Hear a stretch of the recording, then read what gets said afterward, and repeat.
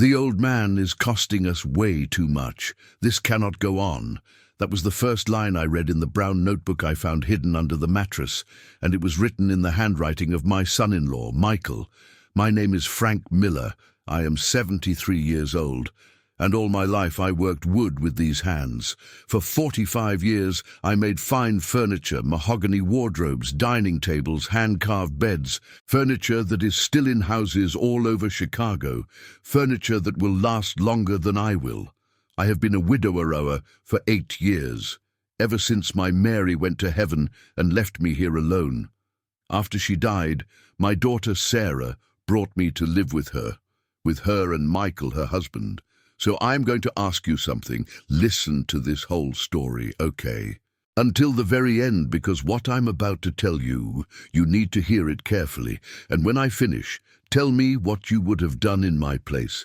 I also want you to tell me what city you are listening to me from, because this story has to reach far. Share it with whoever needs to hear it, because sometimes the truth saves us, even if it hurts. That Tuesday afternoon, everything seemed normal, quiet. Sarah had gone to the elementary school where she teaches, and Michael left early, saying he had things to do at his accounting office. I stayed at the house as always. I do not have much to do at this age.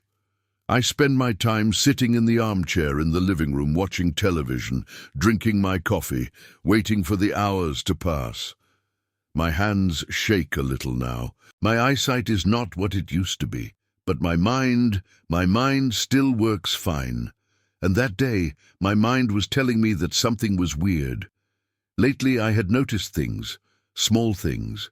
Michael and Sarah speaking in low voices and shutting up when I entered the kitchen, looks between them that I did not understand. Michael checking papers in his room and putting them away fast when I passed by the hallway. Nothing serious, nothing to make me suspect something bad, just weird things. That Tuesday afternoon, I needed to change the sheets on my bed.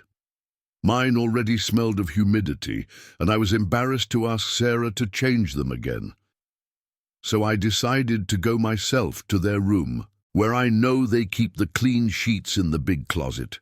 I entered the room, I opened the closet, I took out the sheets I needed, and when I was about to leave, something caught my attention.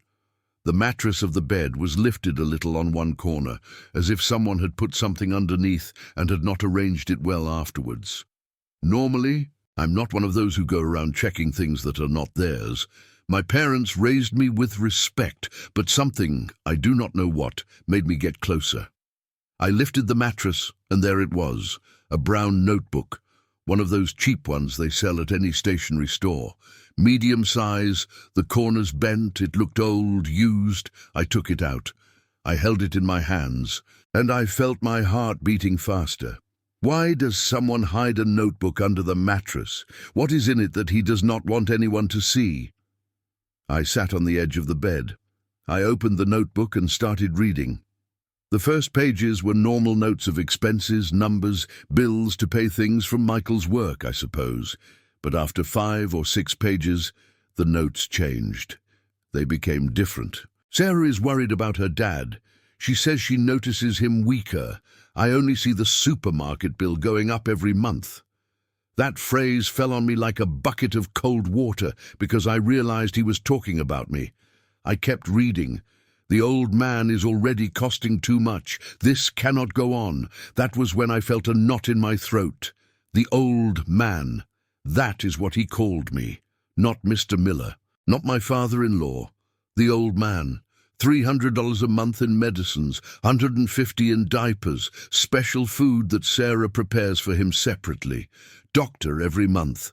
This is getting out of control. I read that, and something broke inside me. Why me? I had never thought I was a burden. Sarah always told me I was fine, that they wanted me there, that it was my house too. But Michael kept the accounts, and according to him, I cost too much. I turned another page. Sarah does not understand. She believes we can keep her dad here forever. She does not realize that that money could be ours, for us, for our plans. I felt like I was running out of air. I closed the notebook for a moment. I stayed sitting there trying to process what I had just read. My son-in-law. He kept a record of how much I cost him, as if I were an expense, as if I were something that had to be resolved. I took a deep breath, and I kept reading. I spoke with a lawyer, discreetly asking about houses and inheritances. He told me that when Frank passes away, the property passes automatically to Sarah as the sole heir. It is a house in a good area. We could sell it easily with that money. Finally, we could buy that land in Florida. That was when my hands started to shake because I understood something. Michael was not only measuring how much I cost him, he was planning. He was thinking about what would happen when I was no longer there. But what hurt me the most was what came next. Sarah knows nothing about this, and she cannot know. She still believes her dad is going to live many more years. She is blind. She does not see that the old man is already very deteriorated any day now. The sentence remained incomplete, as if Michael had stopped writing mid-thought. I closed the notebook. I held it in my trembling hands, and I stayed sitting there, trying to understand what it was that I had just discovered. My son-in-law saw me as a nuisance, as an expense that had to be eliminated. He kept a record of how much it cost to maintain me, and worse still, he had already consulted with a lawyer about what would happen to my house when I died. I felt rage. I felt sadness. I felt fear. But above all, I felt that I had to know more. I opened the notebook again. I turned a few more pages. There were dates, notes by weeks, a whole record of months. April 15th. Frank fell in the bathroom. Sarah cried all day. I only thought about how much it would cost us if he breaks something and we have to hospitalize him. May 3rd. The old man forgot to take his pills again. Sarah worries about his health. I worry about his longevity. June 20th. It has been 6 months since he lives here. Every month that passes, it is more money that we cannot save. Page after page, months of thoughts, months of resentment, everything written there, hidden under the mattress where he slept every night, next to my daughter. Suddenly, I heard a noise downstairs. The front door. I froze. I looked at the clock on the bedside table. It was 4:30 in the afternoon. Michael should not be home yet. He always arrived at 6. I heard steps coming up the stairs. Panic invaded me. Quick!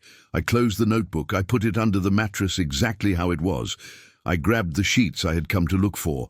I stood up from the bed. The steps were getting closer down the hallway. I left the room just when Michael appeared at the top of the stairs. We stood looking at each other. Him and me.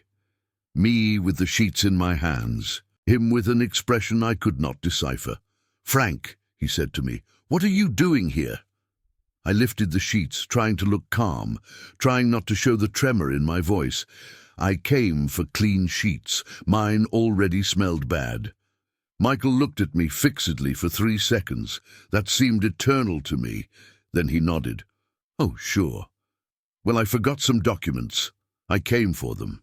He passed by my side. He entered his room. I stayed standing there in the hallway with my heart beating so hard I thought he was going to hear it. I heard how he opened the closet, how he moved things, and then silence, a long silence, too long.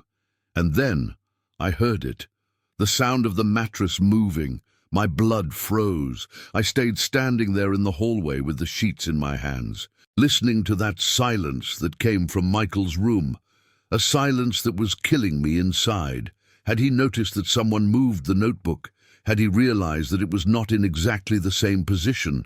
I tried to leave it the same, but my hands were shaking. Maybe I did not put it right. Maybe he knows. My heart was beating so hard, I thought I was going to have a heart attack right there. And then I heard him leave the room with some papers in his hand. He looked at me and smiled. I already found what I was looking for. "Frank, get some rest." He passed by my side. He went down the stairs. I heard the front door close, and then the engine of his car driving away. I stayed standing there alone, trembling. I took a deep breath once, twice, 3 times, trying to calm down. trying to think clearly. I went back to my room. I closed the door. I sat on the edge of my bed, with the sheets still in my hands. And I realized something.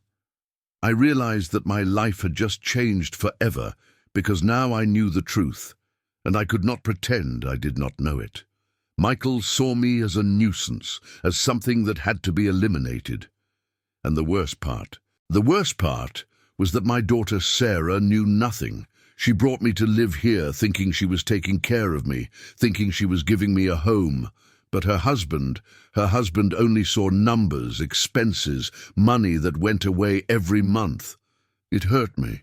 It hurt me in the soul to think that Sarah lived with a man like that. A man who kept a secret record of how much it cost to keep his father-in-law alive. A man who was already planning what to do with my house when I died. That night when Sarah arrived at 7, I tried to act normal. I sat down to have dinner with him as always. Michael prepared dinner. He always cooks on Tuesdays. He says it is his way of helping Sarah after her workday. He served me a plate of chicken with rice.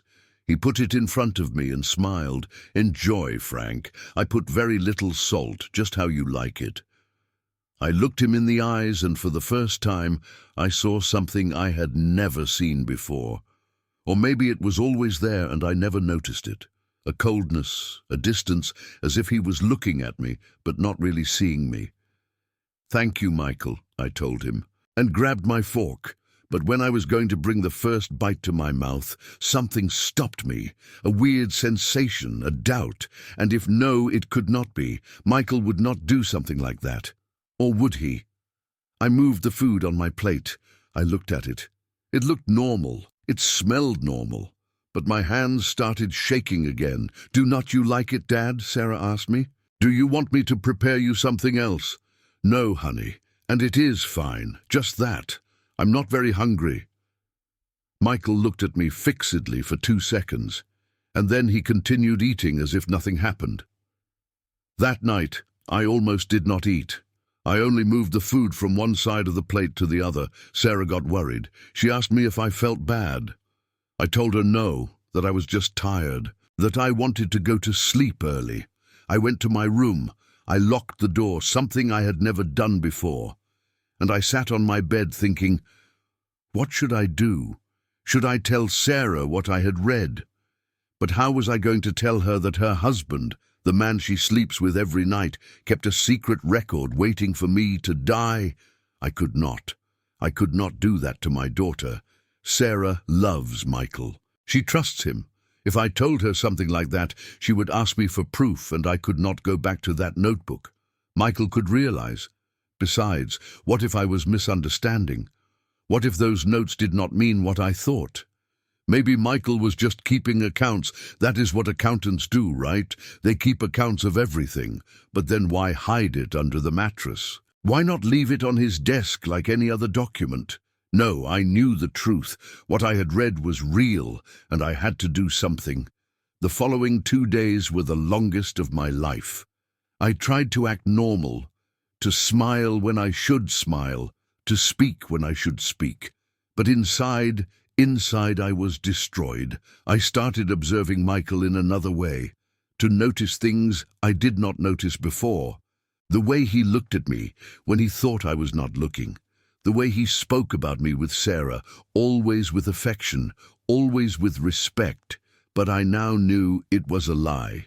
Everything was a lie. On Thursday morning, Sarah left early for school. Michael stayed working at home. He said he had to finish some reports. I was in the living room watching television, but in reality, I was attentive to everything he did. I heard him go up the stairs, enter his room, close the door. I waited 5 minutes, 10 minutes, and then very slowly, very quietly, I went up the stairs too. I approached the door of his room. It was ajar, just a little enough to see inside. Michael was sitting on the bed with the brown notebook in his hands, writing. I felt like my air was leaving me. There he was, writing more things, more thoughts, more plans. I tried to get closer to see what he was writing, but the floor creaked under my foot. Michael lifted his head. Suddenly, he saw me. We stood looking at each other, him sitting on the bed with the notebook in his hands, me standing in the hallway with the face of someone who has just been discovered. "Frank," he said to me. His voice sounded calm, too calm. "Do you need something?" I swallowed saliva. I tried to think fast. Me?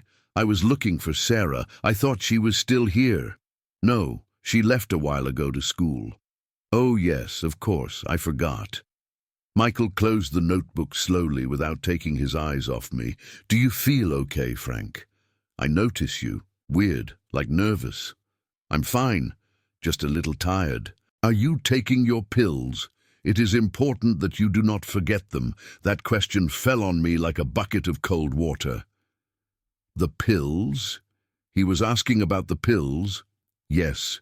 Yes, I take them every morning. Good. Because you know that with your high blood pressure, any carelessness can be dangerous.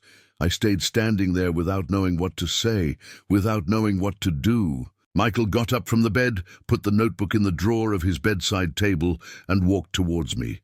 He stopped right in front of me, so close I could see his eyes. Those eyes that now gave me fear. "Frank, you know you can trust us, right? Sarah and me. We are here to take care of you so that you are well." I nodded, unable to speak. "Good. Then you do not have anything to worry about. We are going to take care of you until the end." Those last 3 words, "until the end," they sounded to me like a threat. Michael gave me a pat on the shoulder and went down the stairs. I stayed there trembling because now I was sure. Now I knew I was not imagining things. Michael knew something. Maybe he did not know I had read his notebook, but he knew I suspected, and that put me in danger. That night I could not sleep. I stayed awake, looking at the ceiling, thinking about what to do. I needed a plan. I needed to protect myself. But above all, I needed to know what else was in that notebook. What else had Michael written that I had not managed to read? Because something told me the worst I had not seen yet. On Friday morning, something happened that froze my blood. I was in the kitchen drinking my coffee alone. Sarah had already gone to school, and Michael was supposedly in his office. But then I heard the front door open, steps, and Michael's voice talking on the phone. Yes, I understand. So, the life insurance covers natural death, right? Even if he is a senior citizen with pre-existing conditions. I froze with the cup in my hand. Uh-huh. And if something happened in the next few months, how long does the payment take? Perfect, thank you. He hung up, and then I heard him go up the stairs. I left my cup on the table slowly, trying not to make noise. My heart was beating so hard, I felt my chest was going to explode. Life insurance was Michael talking about life insurance for me. I stayed sitting there without moving, listening to the sounds of the house. Michael moving upstairs, opening drawers, closing doors, and then something in my head clicked. If Michael was asking about life insurance, if he was calculating how long the payment took, that meant he was not only waiting for me to die, he was planning something concrete. I got up from the table. My legs were shaking, but I needed to know more. I needed to see that notebook again. I needed to read what I had not managed to read the first time. I went up the stairs very slowly, very quietly. The door to Michael's room was closed. I heard water running. He was in the bathroom. It was my chance. I opened the room door. I entered.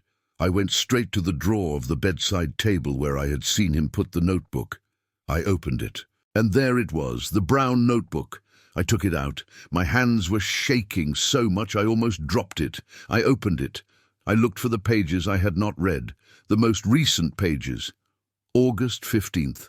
I called 3 insurance companies. The best option is American Life. Full coverage beneficiary. Sarah amount $500,000. $500,000.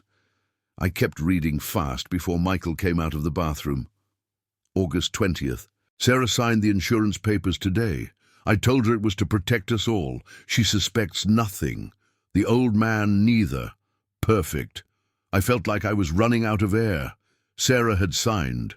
My own daughter had signed a life insurance policy for me, without knowing her husband had other plans.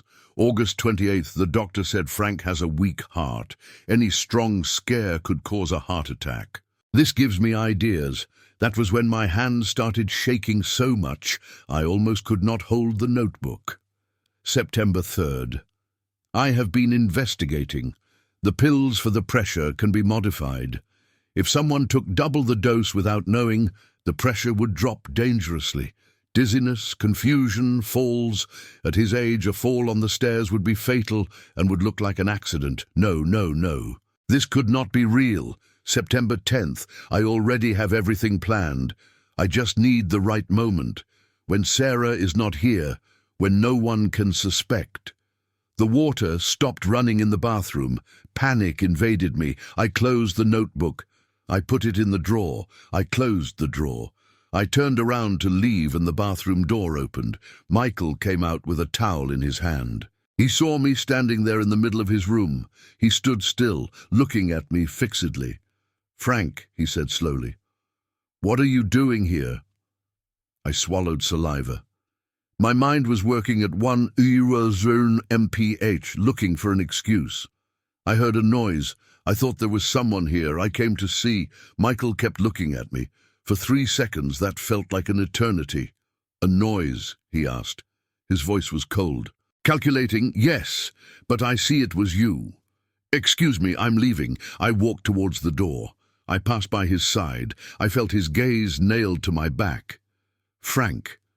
I stopped without turning around. "Yes, your pills. You took them today, didn't you?" There it was again. "The pills. Yes, I took them. Good. It is very important that you take them. Every day at the same time, without fail." I turned to look at him, and I saw something in his eyes, something dark, something that confirmed everything I had read in that notebook. "Do not worry, Michael. I take them always." I left the room. I went down the stairs. I went straight to my bedroom. I closed the door and I sat on the bed. My hands were shaking so much I had to press them against my legs to make them stop. Now I knew everything. Michael was not only waiting for me to die, he was planning to kill me. He had taken out a life insurance policy for $500,000. He had investigated how to make it look like an accident. And the pills I took every day, they could be his weapon. I got up, I went to the medicine cabinet in the bathroom. I grabbed my bottle of pills. I opened it. I looked at them. Had he already changed them? Was he already giving me double the dose? How long had he been doing it? I threw all the pills in the toilet. I watched them disappear down the drain, and I swore I was never again going to take a pill that came from that house. But then I realized something. If I stopped taking my pills, my pressure was going to go up. I was going to feel bad. And Michael would use that against me. He would say I was neglecting myself, that I was putting myself in danger alone. I needed a plan. I needed help. But who could I ask for help? I could not speak with Sarah. She would never believe me. She loved Michael. She trusted him. And I had no proof. Only that notebook that I could not take out of the house without Michael realizing the police. What was I going to tell them? That my son-in-law wrote weird things in a notebook. There was no crime. Not yet. Only intentions. I sat on my bed, and for the first time in many years, I cried. I cried because I was alone, because I was scared, because the man who slept in the room next door wanted to see me dead, and nobody was going to believe me. That afternoon, Michael left early. He said he had a meeting. Sarah arrived at 6. She prepared dinner for me, chicken again, rice, beans. "How do you feel, Dad?" she asked me while we ate. I looked at her, my daughter, the little girl I raised, the one I carried in my arms, the one I took to school every day, the one who hugged me and told me I was her hero.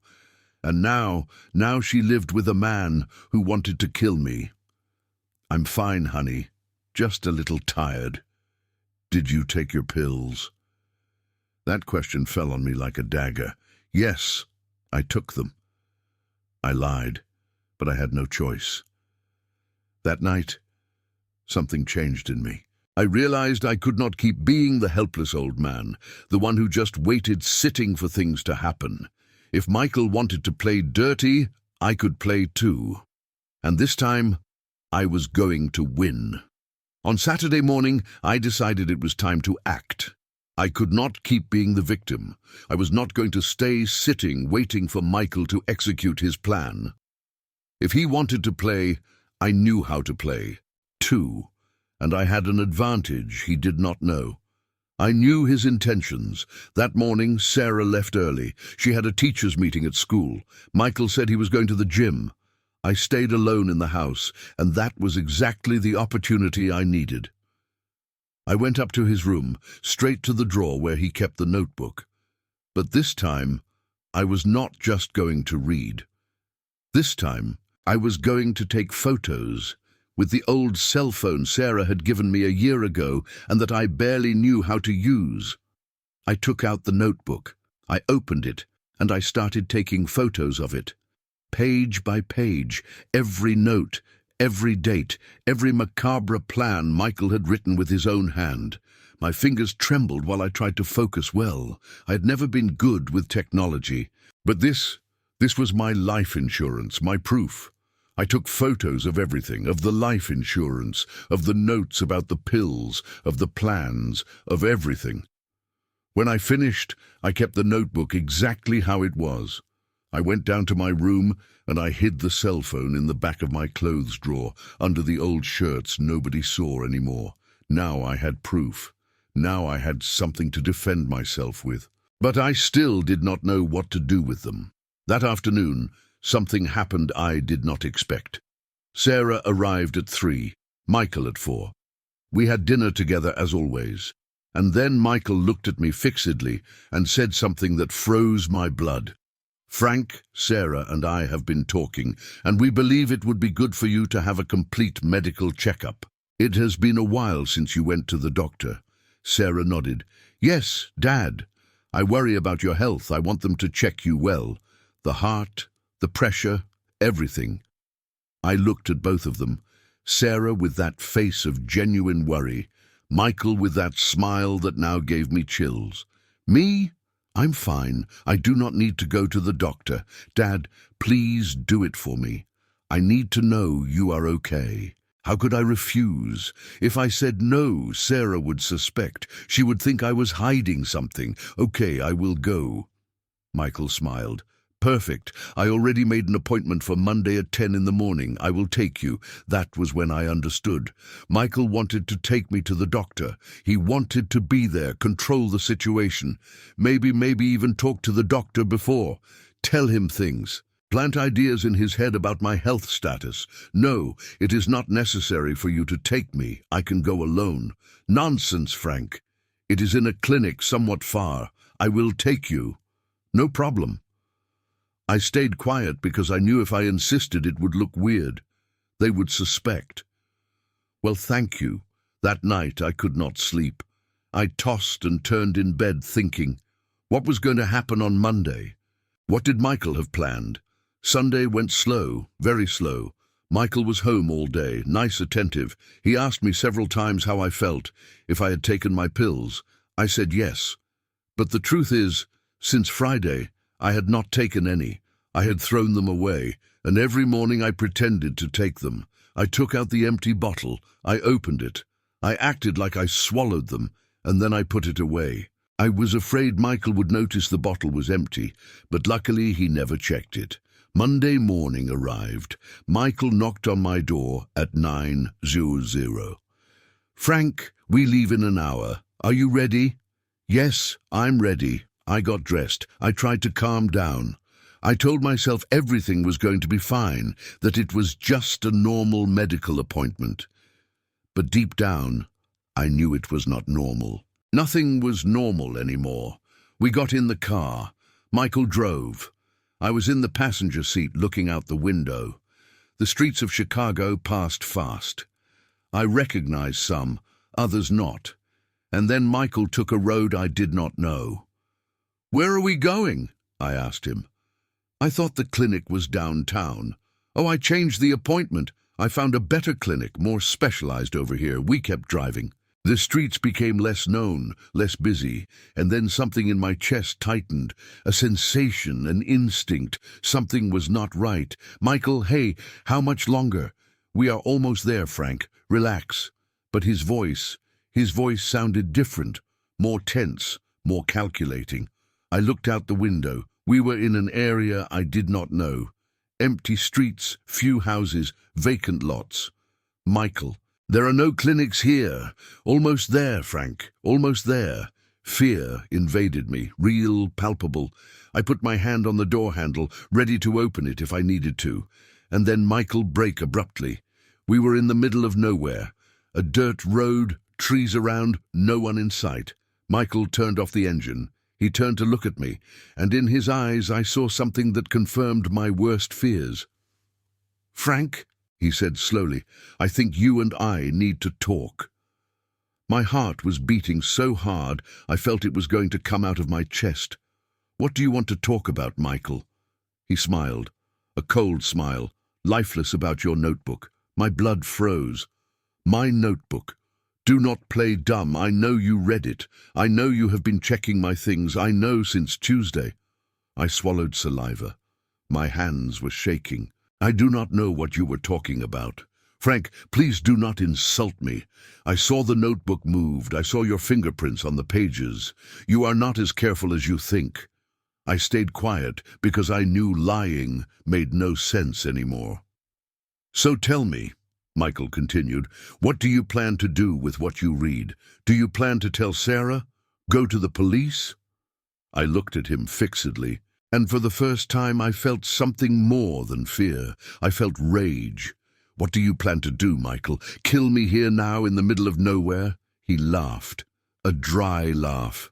"Do not be dramatic, Frank. I'm not a killer." "Oh, really? And what is all that you wrote in that notebook? Fantasies?" Michael sighed as if he were tired. "Look, you do not understand. This is not personal. It is just business numbers. You cost a lot. And that insurance money, that money could change our lives, Sarah's life. Do you not want the best for your daughter? The best for my daughter is not living with a man who kills his own father-in-law for money." Michael stayed quiet, looking at me, evaluating me, and then he took something out of his jacket pocket. A pill bottle. "Do you know what this is, Frank?" I looked at him without answering. "These are your pills, the real ones, the ones you should be taking. But you threw them away, didn't you?" "I saw them in the toilet before they went down completely." My breathing accelerated, so I asked myself, Michael continued, "How many days have you been without taking your pills? 3? 4? With your high blood pressure? That is very dangerous, Frank.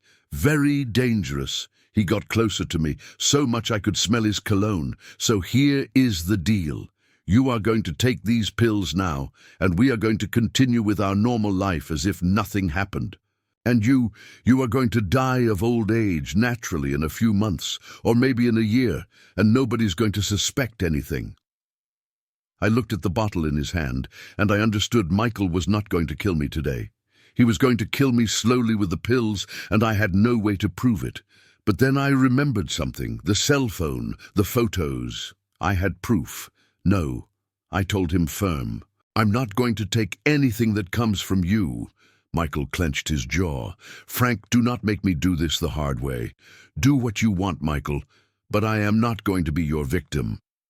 We stood looking at each other in silence. In that car, stopped in the middle of nowhere, and I knew the war was just beginning. Michael started the car without saying a word. He drove back to the house in total silence, a silence that weighed more than any threat. I went with my hands clenched on my legs, trying to control the trembling, trying to think what I was going to do now, because now Michael knew that I knew. And that changed everything. When we arrived at the house, he parked the car. He turned towards me and told me with a voice so cold it gave me chills, "This does not end here, Frank. You and I are going to have to reach an agreement, because if Sarah finds out about this, if you tell her anything, I will make sure she thinks you are losing your mind, that you are delirious, that age is affecting you. Do you understand me?" I looked at him fixedly, and in that moment I understood something. Michael was not just greedy, he was smart, dangerously smart. He already had a plan B. He already knew how to manipulate the situation if I spoke. I understand perfectly. I told him, and I got out of the car. I entered the house. I went straight to my room. I closed the door, and I sat on the bed trying to process everything that had just happened. Michael had threatened me openly. He had told me if I spoke, he would make me look like a crazy old man. And the worst part is he would probably succeed. Sarah trusted him. She loved him. If he told her I was inventing things, that my mind no longer worked well, she would believe him, not me. I took the cell phone out of my drawer. I looked at the photos I had taken of the notebook. There it was. Every page, every word, every plan. But would they be enough? Would anyone believe me? A 73-year-old man with photos of a notebook against a successful and respected accountant. I needed more. I needed something more solid. That afternoon, Sarah arrived from work. She found me sitting in the living room watching the television without really seeing it. "Dad, how did it go at the doctor?" I looked at her, my daughter, with those eyes full of genuine worry. "Good, honey, all good. What did the doctor say? Did he check you well?" "Yes, he said I am fine for my age." I lied because I did not know what else to do. I could not tell her the truth. Not yet, not without being sure she would believe me. Michael entered the living room at that moment. He looked at me. I looked at him. And in that exchange of glances, there was a silent war. "Your dad is perfectly fine, my love," Michael said, putting his hand on Sarah's shoulder. "The doctor said he just needs to keep taking his pills with discipline." Sarah smiled, relieved. "Oh, Dad, you had me worried. Promise me you're going to take care of yourself." "I promise you, honey." But while I said that, I looked at Michael, and he looked at me, and we both knew that promise meant very different things for each one. The following days were the strangest of my life. Living under the same roof as a man who wants to kill you, but having to pretend everything is normal, is a torture I wish on no one. Michael kept being nice to me in front of Sarah. He asked me how I was. He served me food. He smiled at me. But when Sarah was not looking, when we were alone, even for a second, his eyes told me something else. They told me he was waiting, planning, looking for the perfect moment. And I was also planning one morning while Sarah and Michael slept.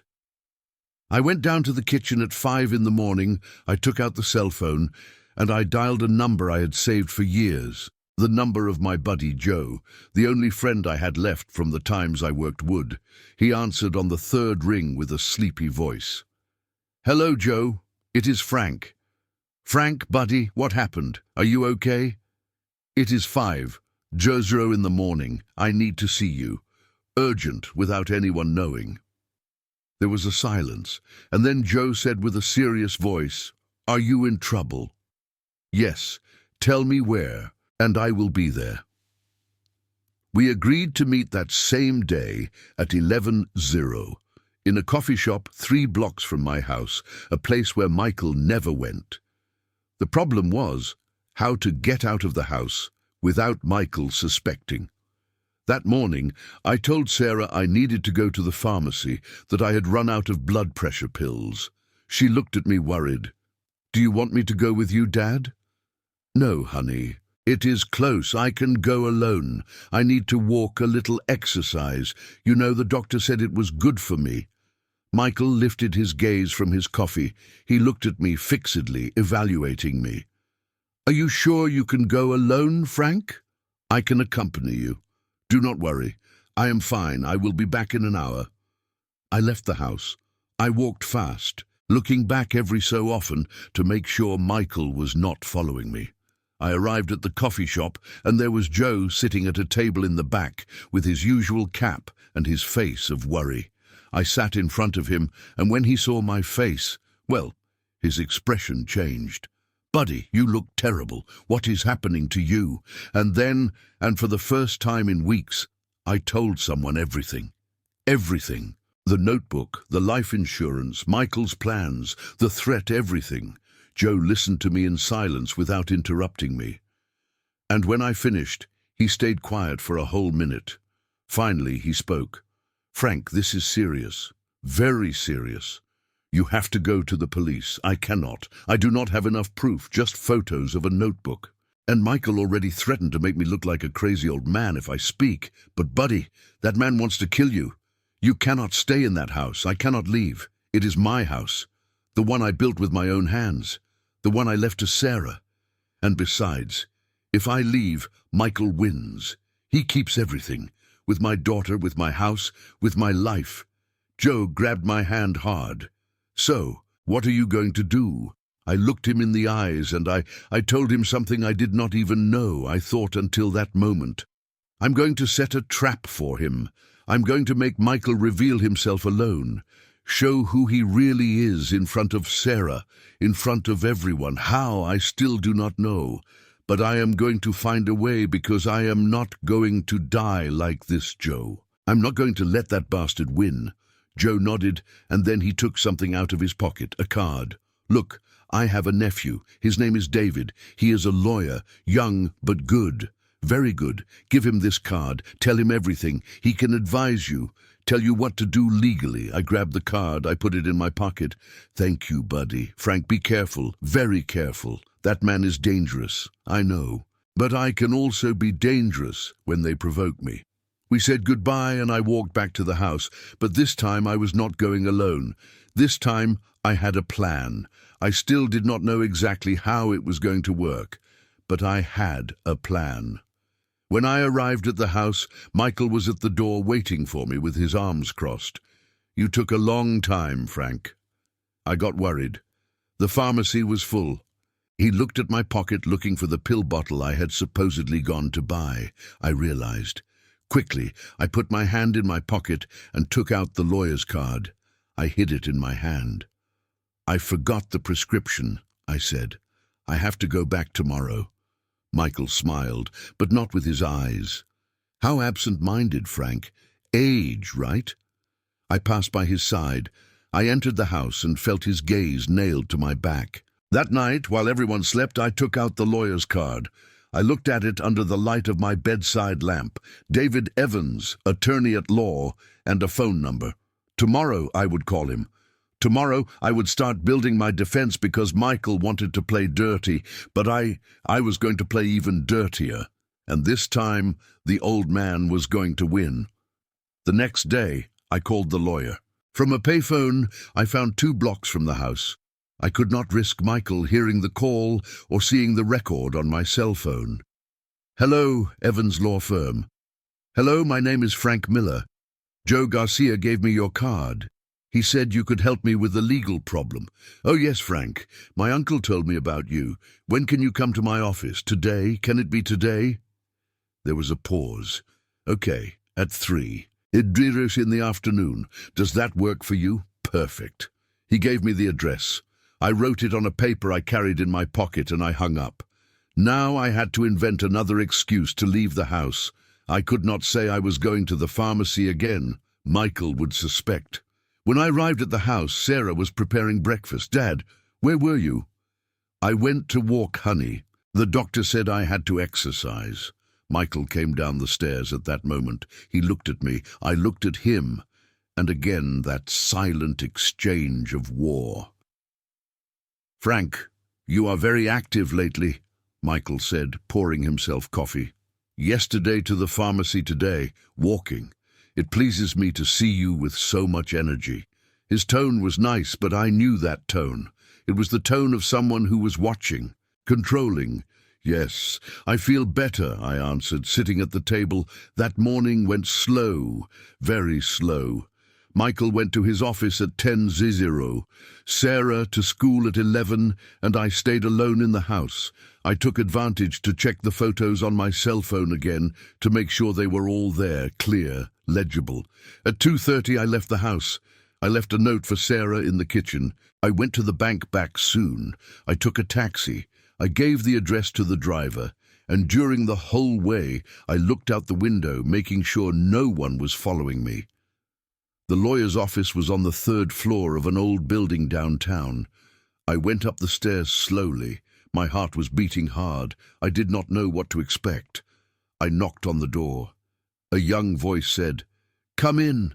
I entered, and I saw a guy of about 30 years, white shirt, glasses, friendly smile. "Frank, come in. Sit down, please." I sat in front of his desk, and for the next hour I told him everything again. The notebook, the insurance, the plans, the threat.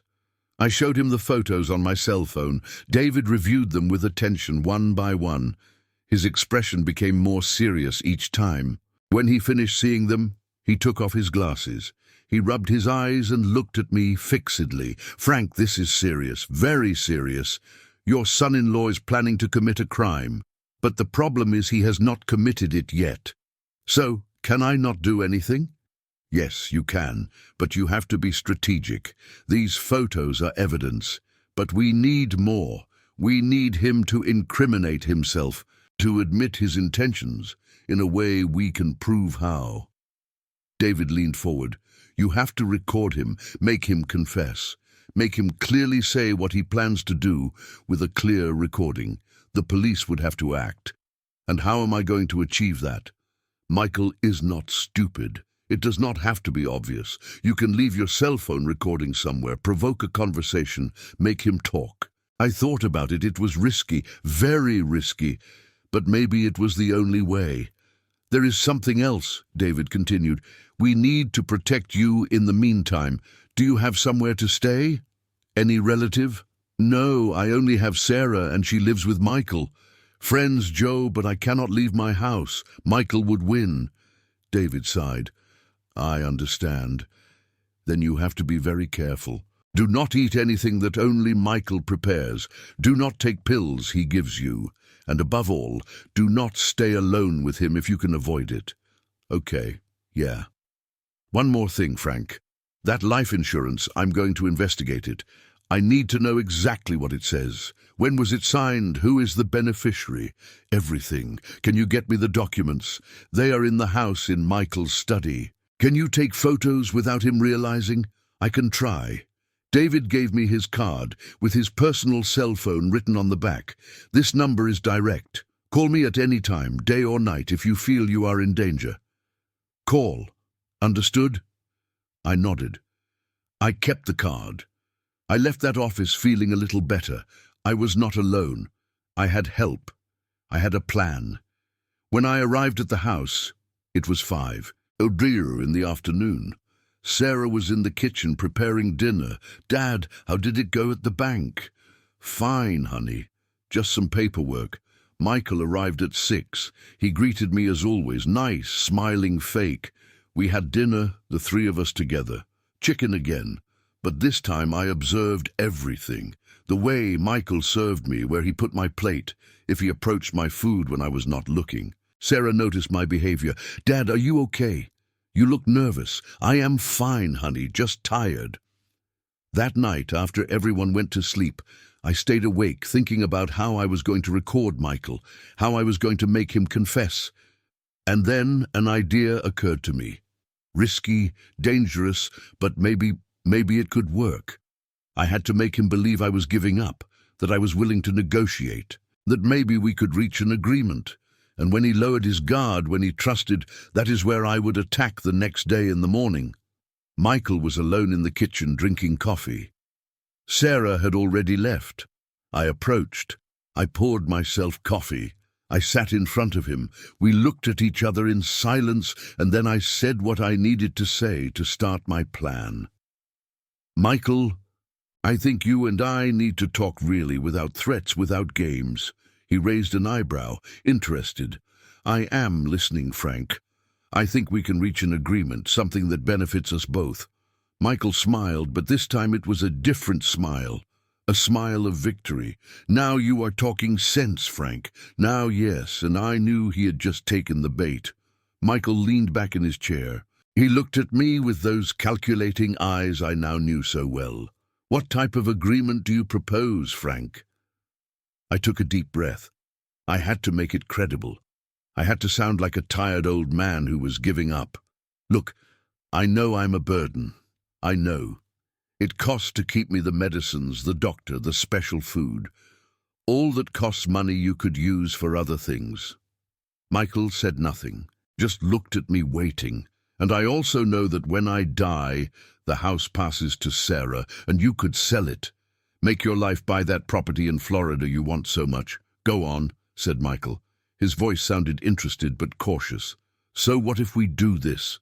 I signed some papers for you now, saying that if something happens to me, you can sell the house without a problem, without legal hurdles.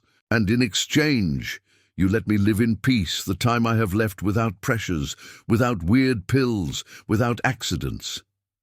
Michael stayed quiet, processing thinking, and then he spoke. And how do I know you are not going to go later to Sarah to tell her everything?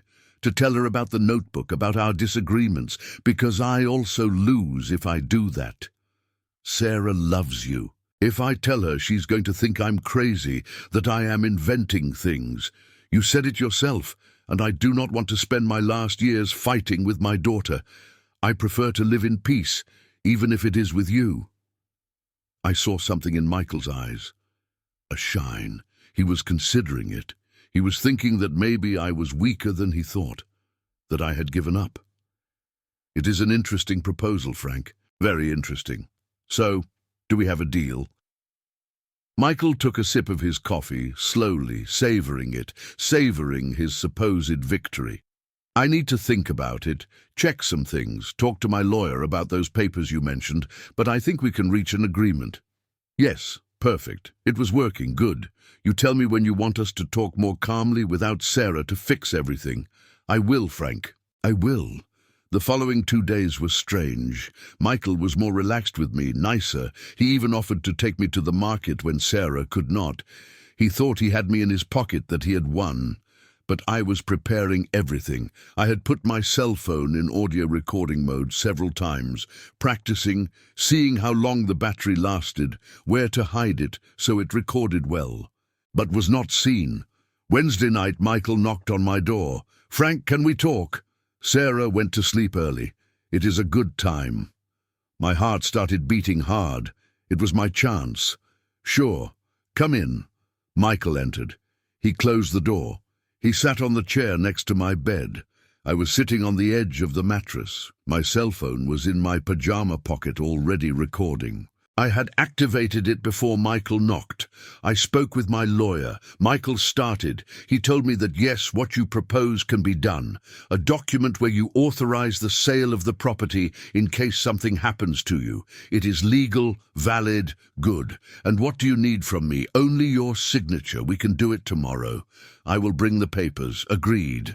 But I want something to be clear, Michael. If I sign that you let me live peacefully without problems, without incidents, do you understand me? Michael smiled. Of course, Frank. Of course you will live peacefully without problems.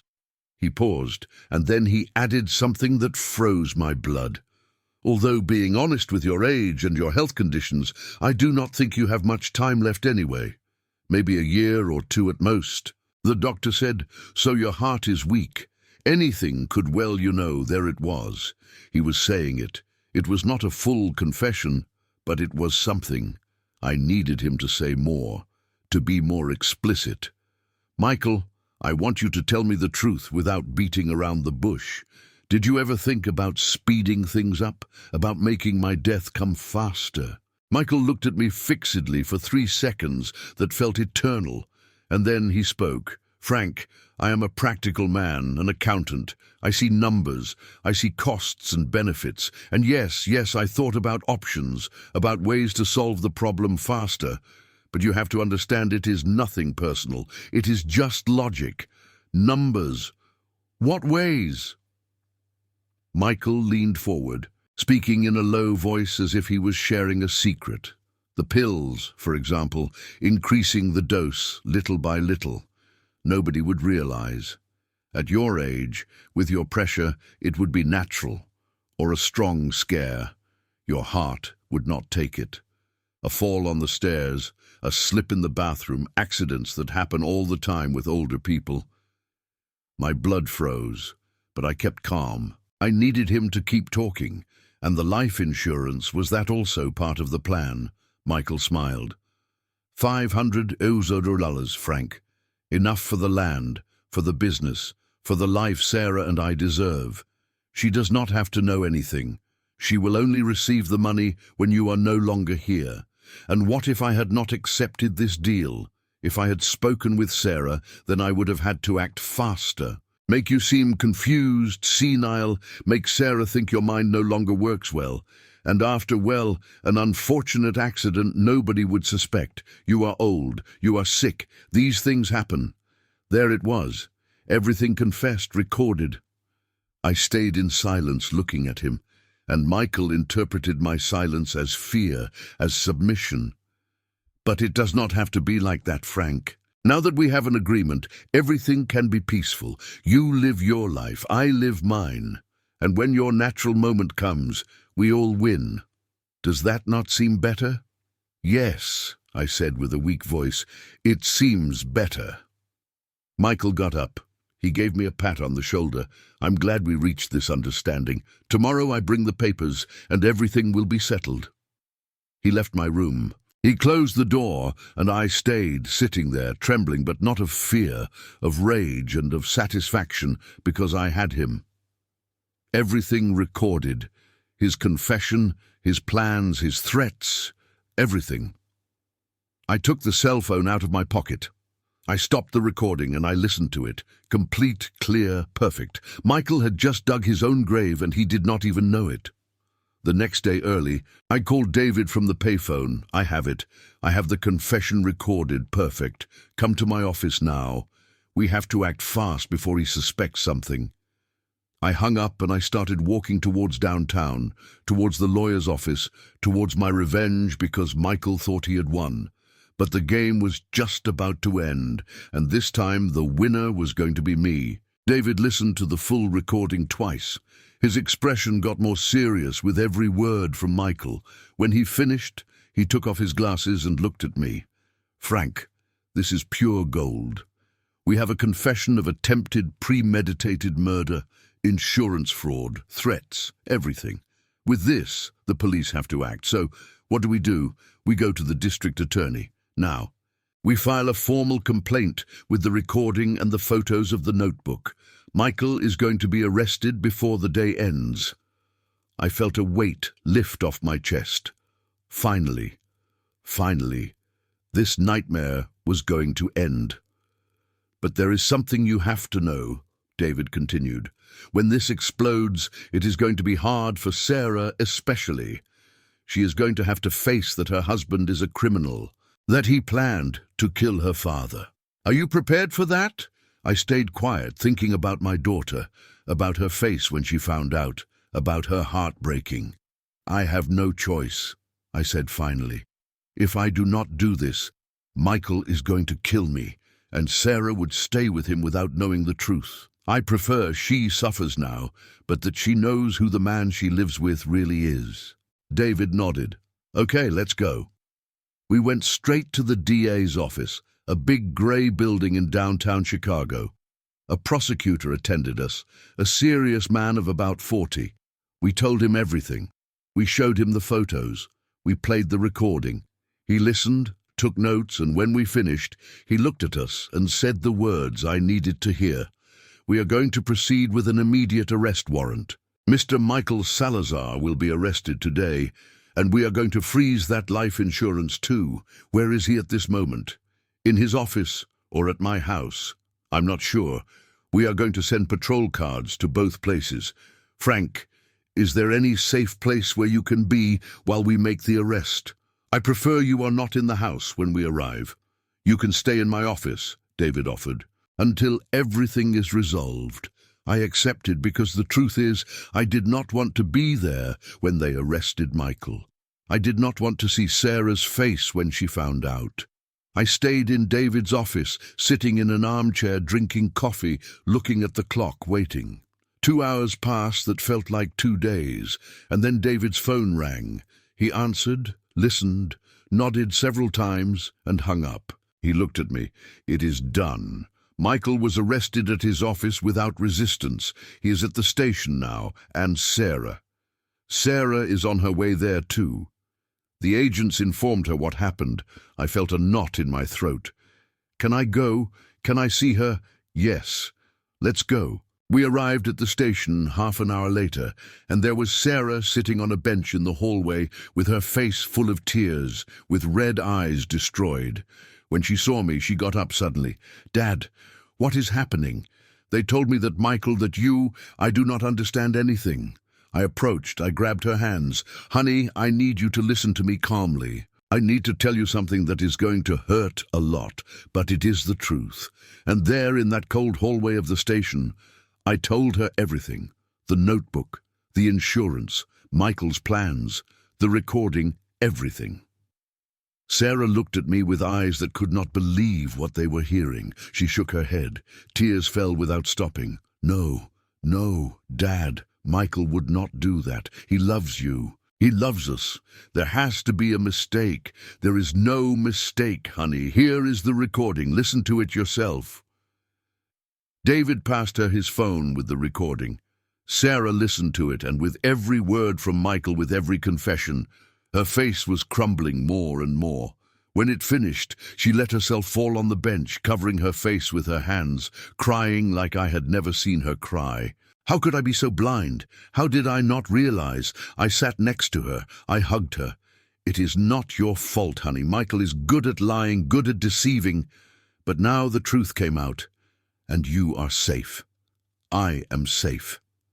Sarah clung to me, crying on my chest like when she was a little girl and fell in the park.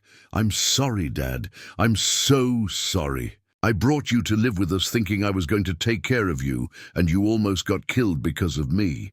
Do not say that. You did not know. Nobody knew."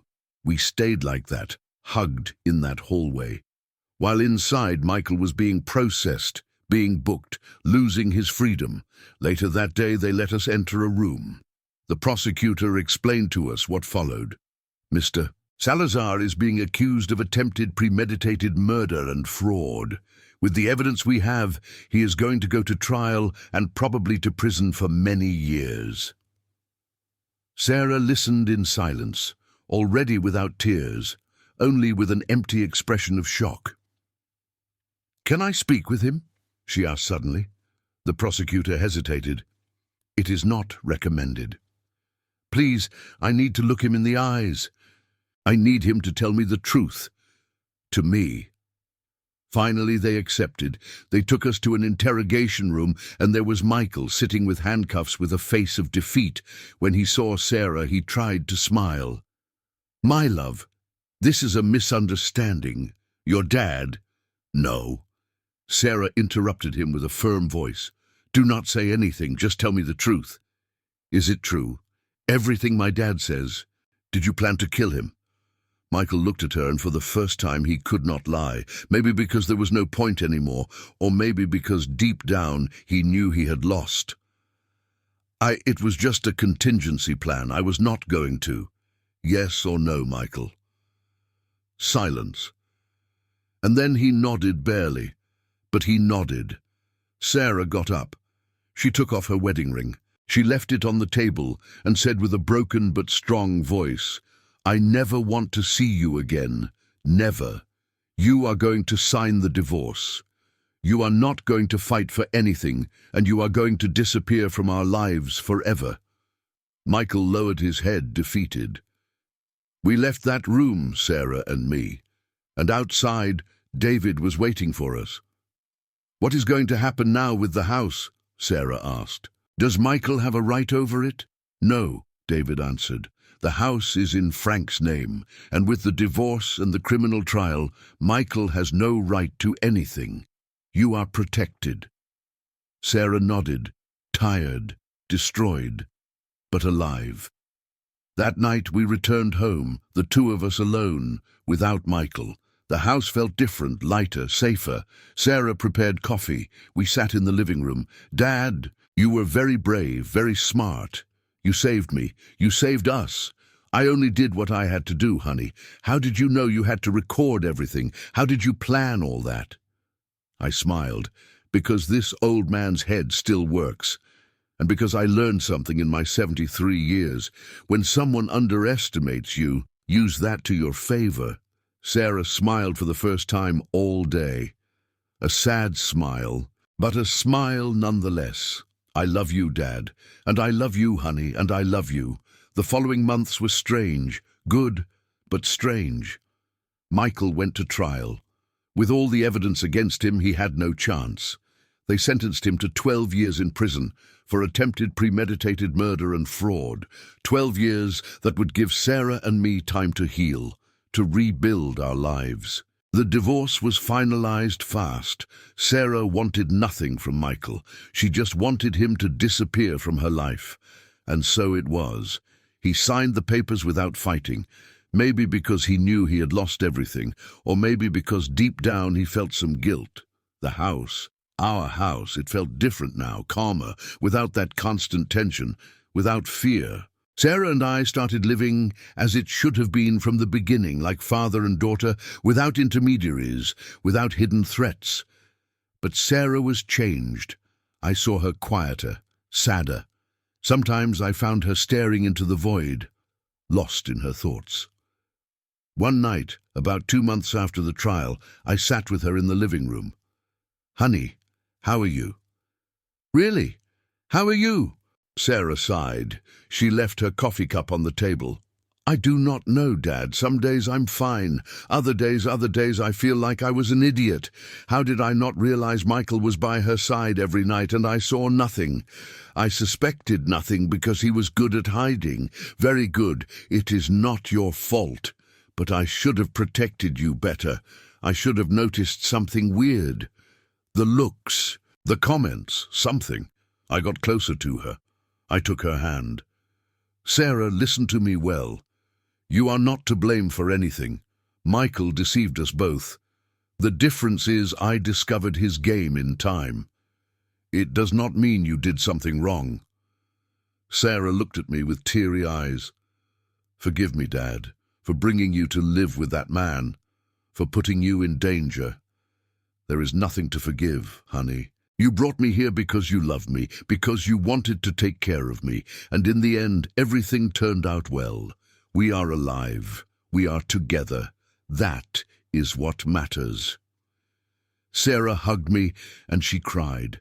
She cried everything she had been keeping for months, and I let her because sometimes crying is the only thing that heals. With time, things got better. Sarah returned to smiling, to laughing, to being herself again. She started going out more with her friends, doing things she had stopped doing when she was with Michael.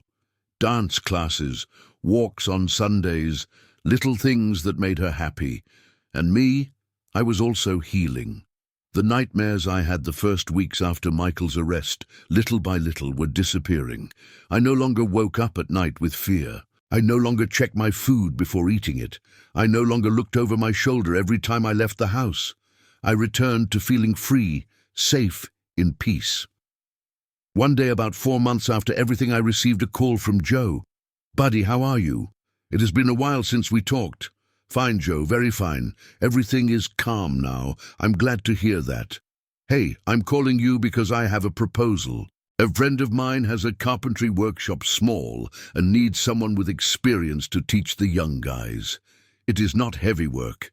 Just go a few hours a week. Share your knowledge. Are you interested?" I stayed quiet, thinking. I had not worked wood for years, since I retired, since Mary died, and I lost the desire for everything. But now I felt something different, a spark, a desire to do something again, to be useful. "Yes, Joe, I'm interested very much." "Perfect. I will pass you the address. You can start whenever you want." I started going to the workshop twice a week, Tuesdays and Thursdays, 2 hours each day. And it was wonderful. Seeing the wood again, feeling the tools in my hands, teaching those young guys how to sand, how to cut, how to make a bed that lasts 100 years. I felt alive again, with purpose in the hands. Those hands that trembled with fear a few months ago, now trembled with emotion. Sarah noticed the change in me. "Dad, you look different, happier. I am honey. I feel good, useful. It gives me much pleasure. You deserve to be happy." One afternoon, while I worked in the workshop, one of the young guys asked me, "Frank, is it true what they say that your son-in-law tried to kill you?" The other guy stayed quiet. waiting for my answer. I thought about lying, about saying they were just rumors, but I decided to be honest. Yes, it is true. My son-in-law planned to kill me for money, but I realized in time, and now he is in prison. The boy looked at me with respect. And how did you discover it? How did you defend yourself? I smiled. By being smarter than him, using my head, and above all, not letting myself be defeated by fear. Were you not afraid? Of course I was afraid a lot. But fear cannot paralyze you. You have to use it, turn it into strength, into strategy, because when someone underestimates you, when they think you are just a helpless old man, that is where you have your advantage. The guys nodded, impressed, and I felt proud, not only for having defended myself, but for being able to share that lesson, that experience. That night, Sarah prepared my favorite dinner, Mum's famous pot roast, like my Mary used to make.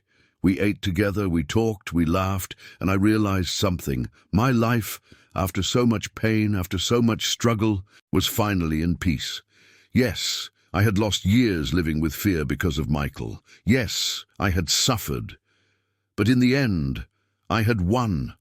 I had not only survived, I had overcome.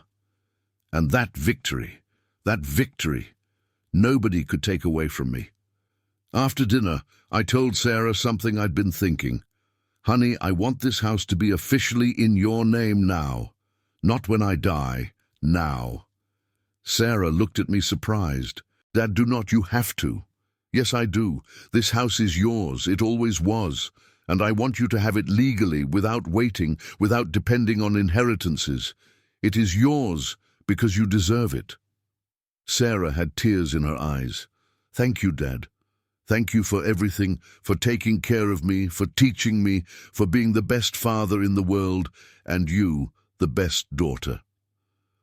We hugged, and in that hug, I felt that everything had been worth it, every tear, every fear, every sleepless night, because in the end, love won, family won, and Michael. Michael only won a cold cell in 12 years of his life. Lost. And me, I won something nobody can take away from me. My dignity, my freedom, and my life. 2 years have passed since Michael went to prison. 2 years in which my life changed completely. And not only because I got rid of a man who wanted to kill me, but because I learned something I never thought I would learn at my age. I learned that it is never too late to defend yourself, to fight, to win. Today I am 75 years old. Years. And I keep going to the workshop twice a week. My hands shake a little more than before. My eyesight is no longer as good. But the head keeps working perfectly. The guys at the workshop have affection for me. They call me teacher. They ask me for advice. And I give it to them not only about carpentry, also about life. Because after what I lived, I have much to teach. Sarah rebuilt her life slowly, carefully, but she did it. She met someone new 6 months ago, a teacher from the school where she works. Good man, honest, of those who look you in the eyes when they speak. The first time she introduced him to me, I observed him carefully, very carefully, looking for signs, looking for hidden lies, but I found nothing.